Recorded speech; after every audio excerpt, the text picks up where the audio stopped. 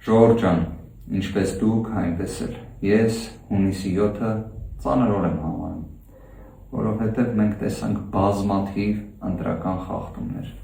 մեծից, միջին և մասշտաբային։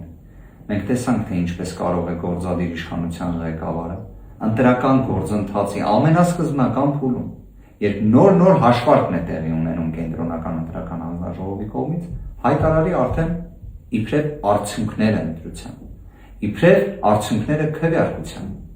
Սա չտեսնված երևույթ է, որովհետև իդեպ լրագրողներից մեկը նաև ուղիղ հարց է տալիս և վերջինս չի կարողանում պատասխանել, թե քանի տոկոս է ի վերջո իր ուժը ստացել։ Իդեպ այդ ուժը վերջին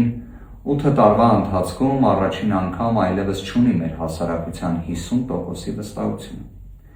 Այլևս նշված ուժը 50%-ից ներքև է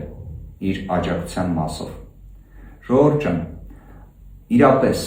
այն էմոցիան, այն ուշադրությունը, սրտացավությունը, որը դուք ցուցաբերեցիք, անչափ թանկ է, անչափ կարևոր է։ Անկեղծորեն այս առաջիկա օրերին, երբ բոլոր ընտրախախտումների հետ կապված տվյալները կհավաքագրվեն և քաղաքական որոշումները կկայացվեն հետագա գործունեության,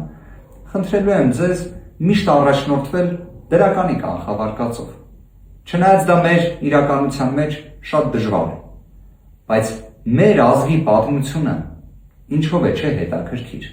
որ մենք նույնիսկ ամենաբարդ, ամենադժվար իրավիճակները հաղթահարում ենք, երբ լինում ենք համախմբված։ Իսկ այդ պառակտումը, ի վերջո, որը բերել է այս իշխանությունը, պետք է իր ավարտը ունենա և կունենա։